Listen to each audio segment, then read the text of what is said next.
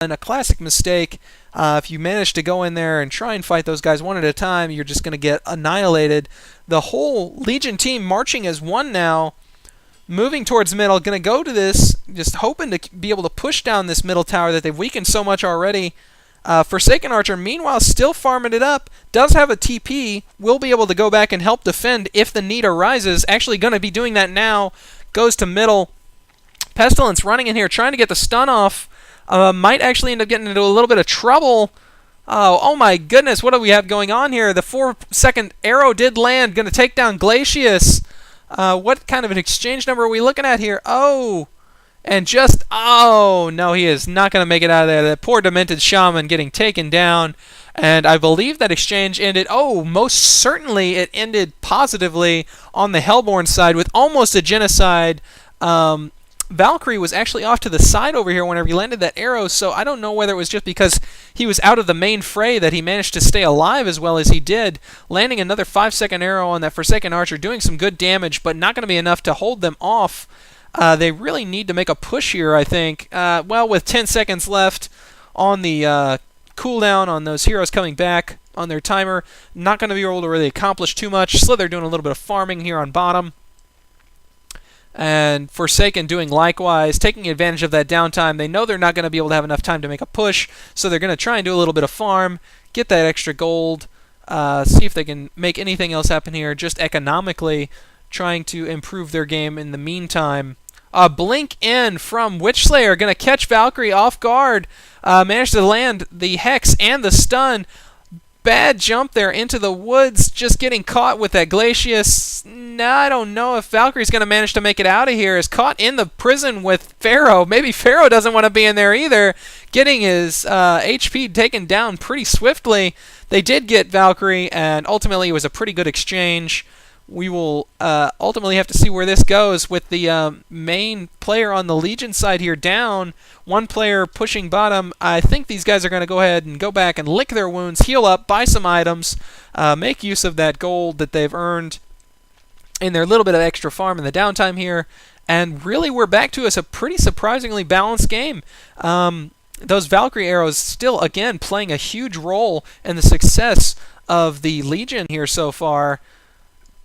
With, of course, 10 of the Legion's 16 kills. Landing those arrows and making himself known on the map, that is definitely a very important thing. Going to be end up landing the blink, catching that Pestilence, casting the ultimate. Oh, and he goes down. Nothing really that Pestilence is going to be able to do to get out of there. That was kind of a bad situation to be in. He was there by himself. Probably should have decided to have pulled back a lot sooner than that. Slither going to come up here and try and do a little bit of pushing against this Soul Reaper. Soul Reaper is a pretty good pusher, though. I'm not sure how far he'll make it. And they're going to check the rune here. They actually have a ward. I don't know why they're pinging there. Going to try and take down some of these creeps. Forsaken Archer apparently has been farming, trying to keep that gold per minute up. Gold per minute for MejH, still superior on top there, but Forsaken Archer not lagging too terribly far behind with 262. These are the two players that definitely need the gold per minute here in order to pull off a win for their teams, respectively. We have Pharaoh coming in and following, scouting out this team. Oh, a shield going up on Valkyrie. That is an excellent shield. Oh, I don't know if that was a fail or an intended wall of mummies there, not meant to catch Valkyrie. But merely to mana drain Accursed, possibly, since his mana pool was already low. Another excellent use for that Wall of Mummies is, in fact, using it as a mana burn technique, just running up, casting it right before you would normally imprison someone, and it will successfully shove them away, or casting it in a chaotic moment when everybody's desperately going for that last hit, and they all end up bouncing into it, causing damage to themselves, burning their mana off. It's just a really good rescue move, and of course a good imprison move if you can manage to survive with whoever you have managed to capture. Pharaoh's staying out here on his own a little bit. I'm not sure why he would want to be out there. There we go. He's going to go ahead and back up. Only two players here, Valkyrie and Soul Reaper, wanting to push forward anyhow. So we will see how far this takes us. Glacius managing to do not really much. I'm sorry, I don't know where I was going with that. They're wanting to go and decide to push bottom possibly here. Hopefully maybe get another kill on that Pestilence, who's going to be overextending himself if he does continue to push. We will have to see what comes of this. And they are ultimately going to be gathering for a bottom gank, it appears. Not really any good opportunity to push, but we will see what happens here on this. Alright, my phone is on vibrate now, as I was fearing I was going to be getting another call. I apologize for my lapse in attention there.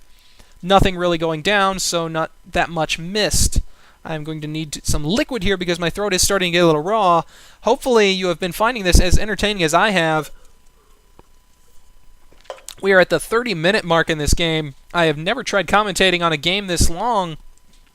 Not saying a lot there, though, because most of these games, 5 versus 5s, usually last out to the 50-minute mark, if I am correct. So, might end up having a while still yet to go. My throat still might have to be punished a little bit longer here.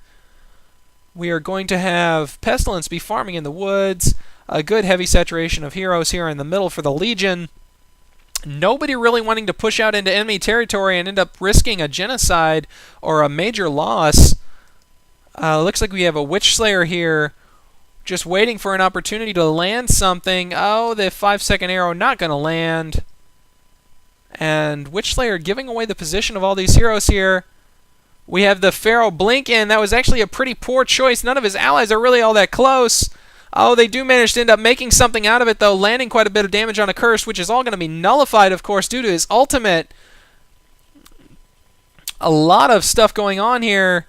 Nothing really end up getting accomplished. Just a lot of exchanges here. Oh! Did you see that? He decided to pop out of Invis, but just at the right moment, whenever he started to cast that, she did her leap and managed to get out of it. Witch Slayer taking a 5-second stun arrow to the head. Not going to be killed by that, though, because he does have good team support there around him. And now we're just waiting for the next genocide. I think the next major team engagement here might be what pushes this over the edge. We will just have to see. Hopefully this will be over, though, pretty soon, because my throat is starting to get a little raw. As my first commentary, this has definitely been a good all-in match for me. Going to be hopefully learning a little bit more about commentating and everything. If anyone has any suggestions, I'll take this lull in the action as a little bit moment to talk to you all here. If anyone has any suggestions or comments or anything, just be sure to leave some comments down in the section below. Let me know what you think. Thumbs up, thumbs down, preferably thumbs up just for my morale. If nothing else, if you have any replays as well that you would like for me to do a commentary on, I would love to do some major matchups here.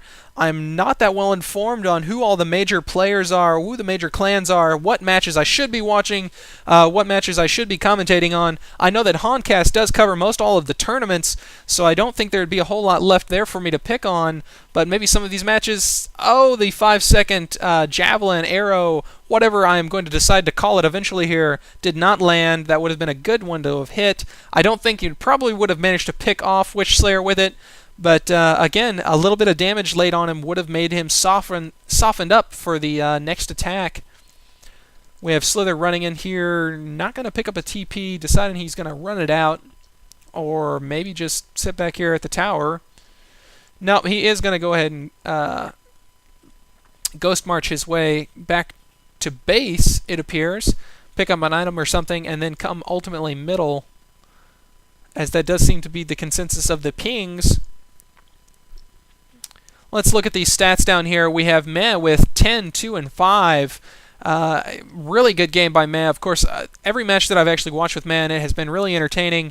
He is a very skilled player, always manages to pull off those kills. Even whenever he's not really on a major carry, he does like Deadwood. He does like Valkyrie, though. So he is playing one of his better heroes.